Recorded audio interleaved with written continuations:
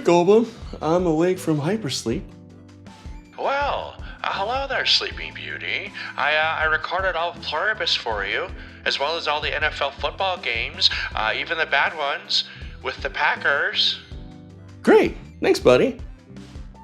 Goldblum, what did you do to my hair? Yes, too. I gave you a new look. New year, new you. I actually kind of like it. The mohawk is tighter and I don't look like Ernie from Sesame Street anymore. Well, thanks. I would have trimmed your beard too, but, well, I got barred after trimming your pubes. Which end did you start with? Anyway, it doesn't matter. What matters is my plan worked.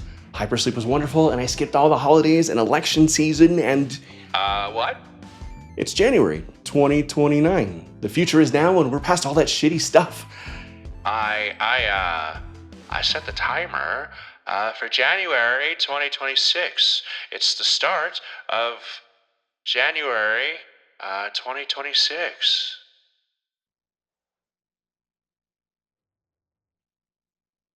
Son of a fuck...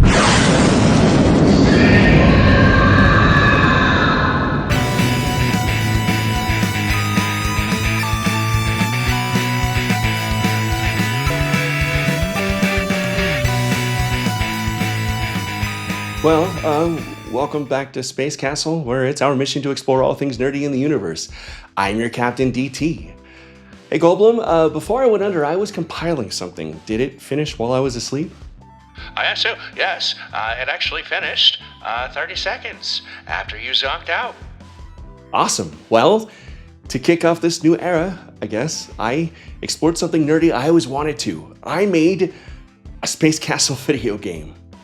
To commemorate Space Castle's third year as a proper YouTube channel, I wanted to do something special and tackle a bucket list item I've had since I was a kid. So I did my research and that all looked way too hard. So I decided GB Studio was the way to go. Side note to all you developers and programmers out there, you're the real MVP. I simply do not have the mind for the work that you do, and I am in awe. So GB Studio, along with Photoshop, provided all the tools I needed to create my own video game. I decided the best way to go about it was a sort of sandbox style where you get to explore the Space Castle and play a bunch of mini games. Everything is open-ended and you can explore each area as much as you want, and I didn't have to worry about save state batteries and all that jazz. So let's get into it. For starters, I knew I wanted a player character to be universal, a character that you, the player, control, and so that you can have your own experience. For that, I felt the absolute best inspiration was the trainer sprites from Pokemon. Everything else is largely custom, but making your own player character derived from the original Pokemon series on Game Boy was my own personal little Easter egg.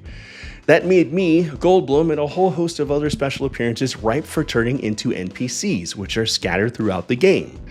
The Space Castle itself has a series of connected rooms or areas, and I found that the limitations of Game Boy hardware, which was always the full intention of the project, challenged me to design sprites and environments carefully without breaking the game when you play it. I think I did a pretty good job of creating just enough detail in the environment so the game could still be compiled properly and play on Game Boy hardware without glitching or crashing out. I absolutely love pixel art, everything from classic video games to the wild stuff really talented pixel artists are creating today, and trying my hand at it, in somewhat earnest, was an absolute blast. Once all the graphics were done and the game world was built out using GB Studio, and you can see here how everything is mapped out in very easy yet intuitive ways by the software, it was time to do the thing I dreaded most: the music. Now, I can screw around with writing music well enough. I play bass guitar and I have an ear for melody and I like to pretend I can sing. I co-wrote, arranged, and performed the Space Castle theme song along with an old friend of mine, Brian Levitt, a very talented musician based in the Phoenix, Arizona area. But I've never written anything in pure chiptune, and I've seen countless videos on how classic game composers like Junichi Masuda went to great lengths to maximize the sound capabilities of the Game Boy hardware to achieve greatness. Seriously, go look up how Game Boy music is made. It's just as much math and programming as it is composition, and it is absolutely incredible what Game Boy composers were doing back in the 80s and 90s. Thankfully, GB Studio has the tools for composing music using the 4 sound channels that the Game Boy supplies, and I put together tunes that I'm actually pretty proud of given my limited history of writing music and complete and utter lack of knowledge when it comes to music theory. I'm most proud of this track for the Atari Starfighter shooter level.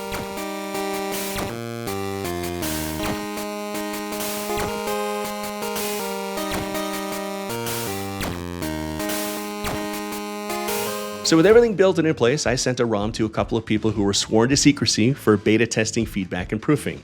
I'm a graphic designer by trade, so me no make do word good.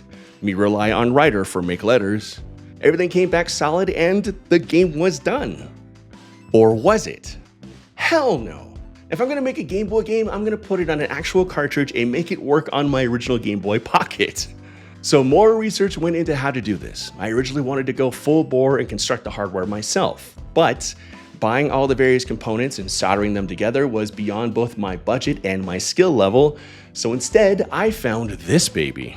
The Ben Joey Jr. It's a very simple USB-based cartridge flasher that worked super easy with Windows. And Ben's Discord was full of super helpful people who helped me flash the game onto some flashable carts that I was able to find online at a good price. And I'm not gonna say where the source was.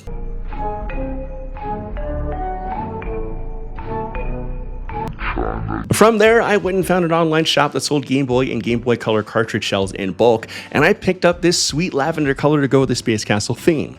I might do additional runs in orange and green someday, I don't know, we'll see.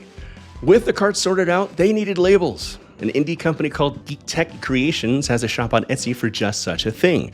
So I reached out with a label design I had created, and Jake over there was an absolute champion in setting up the print job and then shipping these absolutely gorgeous labels to me in virtually no time at all. And so my very own Space Castle game was complete. It works just right on my Game Boy Pocket and Game Boy Color, and I was done. Or was I? Hell no! If I'm gonna make an actual physical Game Boy game on a cartridge that works on a Game Boy, then I'm gonna make a goddamn box and an instruction manual to go along with it. And so that's what I did. I reached out to my good friend Lou at Print Giant, who walked me through the best way to get some boxes made. He provided me with a template that perfectly matched the classic Game Boy boxes. I provided him with the artwork, and in just a couple of weeks, I had these absolutely stunning printed boxes that were die cut and ready for assembly. My dream of a complete Game Boy game for Space Castle was almost done. The last thing I needed was a proper old school instruction manual. So I flipped through some of the classics from back in the day and set about formatting my instruction manual in the same style. It only took an afternoon in Photoshop and InDesign to template the whole thing out, add in graphics and polish, and have a rad little PDF to send to friends along with the game. And that's where things get pretty cool. As a special thanks to Galactonauts over at Patreon for their amazing support these last couple of years, you each get a physical copy of this game. Now, the boxes were expensive to produce, so those are limited to VIPs like our Galactonaut Major Danny and our own Super Laser Seth. I would have loved to have done a ton of boxes, but like I said, I'm a graphic designer. I'm not making those big bucks. If you're a Galactonaut, one of these bad boys is headed your way in the near future. And don't worry if you don't have a Game Boy. I am also sending out thumb drives with the ROM that can be played on an emulator of your choice and a PDF of the instruction manual too. If you happen to get those printed on your own, send me photos. I would love to see it. And if you're a member of the Space Castle Discord, that ROM will also be made available there very soon. Eventually, I'll probably throw the ROM up on itch.io or some other site just for kicks, so whoever stumbles across it can play it. And so my lifelong dream of making my own video game came true. Through months of hard work, a lot of trial and error that I didn't really go into here, and a couple of new gray hairs, but it was all totally worth it, and I wouldn't change the experience for anything. And thank you all so much for watching these videos and supporting the show, which turned into the basis of a bucket list experience. And once again, thanks as always to the Galactonaut crew on Patreon. Y'all are gosh damn amazing, and I hope a physical copy of this game is a good enough start towards showing how much I appreciate all of you. And we just welcomed our newest member, Captain Pat. Dude, thank you so much for hopping aboard and becoming a new member of the crew. You're gonna get an extra special package from me. Yeah, he is. I walked right into that one. Yeah, he is. Wait. Goldblum, do you need a restart? It's been a couple of months of idling out here. I mean... Yeah, your mom needs a restart. Okay, yeah, we're gonna go ahead and turn you off and on, and Yes, just like I did your mom last night. I might actually give this a couple of days before I turn you back on. And that's gonna do it for this episode of Space Castle. If you want to see the entirety of the gameplay for this game I made, check out the video on Space Castle Saturdays, linked in the description below. And if you have any questions about this process, leave a comment and I'll do my best to answer and help. I'm no expert, but for anyone else looking to try this for the first time, maybe I can be of some assistance. In the meantime, this is your Captain DT, signing off.